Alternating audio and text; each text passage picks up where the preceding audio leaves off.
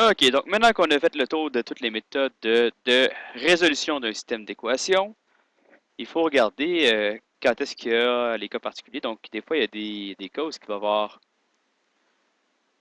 ici, comme ici, j'avais déjà montré là, dans une autre vidéo, ce tableau-là. Donc, des fois, absolument, il y a une solution unique quand les droites sont séquentes, donc elles se coupent.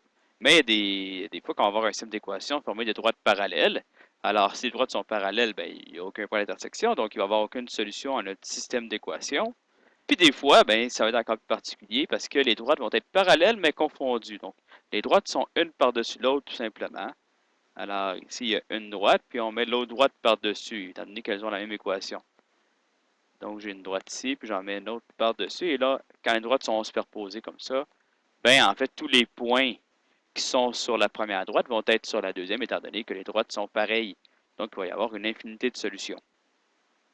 Alors, ça semble bien évident tout ça, mais des fois, quand on va résoudre des systèmes d'équations, on va avoir affaire à des systèmes d'équations de ces types-là et ça va se traduire particulièrement dans le calcul. Il faut savoir repérer euh, quand nos calculs nous indiquent qu'il n'y a aucune solution ou une infinité de solutions. La vidéo va aussi me permettre de revenir sur les méthodes de résolution qu'on a vues, donc la méthode de substitution, la méthode de réduction, la méthode de comparaison. Je crois que ça va assez bien, là, étant donné que vous l'avez déjà en secondaire 3. Donc, allons-y. Donc, le premier cas, c'est juste pour reviser. Là, il va y avoir une solution unique. Donc, ça va faire un peu comme dans les autres vidéos. Alors, ici, ben, étant donné que j'ai aucune variable d'isolé, on va utiliser la méthode de réduction. La méthode de réduction me demande d'avoir le même coefficient soit en x, soit en y. Et là, je peux faire ça en multipliant tout simplement celle-là par 3. J'avais dit que des fois, on multipliait les deux, des fois, on en multipliait juste une des deux. Alors, ici, j'en multiplie juste une des deux. Ça va me faire le système d'équation 3x moins y est égal à 2, ça ne change pas. Mais pour la deuxième droite, on va avoir 3x plus 9y est égal à 18. Et je vais donc soustraire celle-là moins l'autre ici. 3x moins 3x, ça va s'annuler. Moins y moins 9, y, ça fait moins 10y. Et 2 moins 18, ça fait moins 16. En divisant par moins 10 de deux côtés, j'obtiens qu'y est égal à 16 dixièmes, étant donné que j'ai un nombre négatif sur un nombre négatif, ça devient positif. Ou, en simplifiant la fraction, toujours 8 cinquièmes. Bon, jusqu'à là, ça accroche nulle part. J'ai une valeur d'y, je vais prendre la première équation pour trouver la valeur de x est égale à 2. 3x moins y est égal à 2. Je remplace y par 8 cinquièmes. En même temps, je vais vous montrer comment faire là, en regardant les fractions parce que c'est toujours plus précis. Et on veut que ce soit précis. Donc, ça fait 3x est égal à, on rajoute 8 cinquièmes des deux côtés. Là, ici, j'ai mis 8 cinquièmes entre parenthèses, mais c'est inutile. Et donc, ça fait 2, c'est 10 cinquièmes, ça fait 18 cinquièmes ici. Et en divisant par 3 des deux côtés, ben, x va être égal à 6 cinquièmes. Est-ce que 18 divisé par 3, ça fait 6? Et donc, le point d'intersection, ça serait le point 6, 5 et 8, 5. En fait, 6 cinquièmes et 8 cinquièmes. On va vérifier avec la deuxième équation. X plus 3y. Quand je reviens avec l'équation avant que je multiplie, là, comme ça, si jamais je fais une erreur dans ma multiplication, ben, je peux le vérifier en même temps. Donc, je pars d'ici. On part de celle-là pour vérifier, non de celle-là. Donc, et là maintenant, y est égal à 6. 6 cinquièmes, 3 fois 8 cinquièmes, ça fait 24 cinquièmes. Et ça va donner, alors 6 plus 24, ça fait 30 cinquièmes. Et ça, c'est bien égal à 6. Alors, comme ça respecte bien l'égalité, on est heureux. Nous avons trouvé le point d'intersection des deux droites.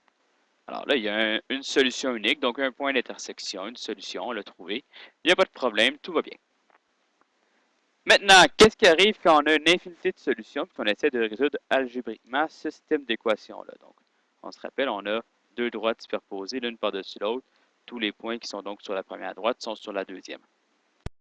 Alors, on va essayer de résoudre ce système d'équations-là tout bonnement, comme si de rien n'était. Alors, ici, on sait qu'on a le y là et on sait qu'y est équivalent à une demi-x plus 2. Alors, je prends mon équation.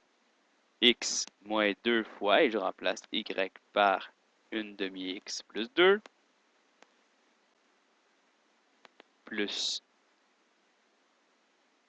4. Et on va résoudre. Alors, donc si on va simplifier, en multipliant d'abord 2 fois 1 demi, ça fait 1, donc ça fait x. 2 fois 2, ça fait... Donc, moins 2 fois 2, ça fait moins 4. Est-ce qu'on a moins 2 ici? Qui multiplie 1 demi, puis qui multiplie 2, plus 4. Ça, c'est égal à 0. Et là, ben, x moins x, ça fait 0. 4 moins 4, ça fait 0. Et donc, tout ça s'annule. Et nous nous retrouvons avec l'équation, l'égalité, 0 est égal à 0. Ben, 0 est toujours égal à 0. Donc, ça veut dire que pour tous les points. Donc, quand on a quelque chose qui est comme ça, 0 est égal à 0, ça veut dire qu'il y a une infinité de solutions. Quand notre résolution nous amène à 0 est égal à 0, ça veut dire qu'il y a une infinité de solutions. Puis là, on va regarder les droites. Alors, ici, en fait, on a x moins 2y plus 4. Mais si on allait isoler y, alors, prenons cette égalité-là, prenons cette équation-là. On va isoler y, juste pour voir qu'est-ce qui arrive. Donc, x moins 2y plus 4 égale à 0. Je fais plus 2y des deux côtés. On obtient x plus 4 est égal à 2y. Je divise par 2 des deux côtés. Et ça donne x demi plus 2 est égal à y.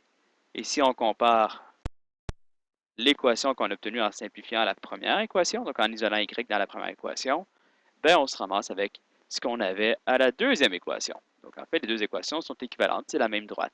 Et c'est pour ça qu'il y a une infinité de solutions et qu'on arrive en bout de ligne à 0 est égal à 0 quand on essaie de résoudre algébriquement. Donc, si on va dans notre feuille de notes ici, là,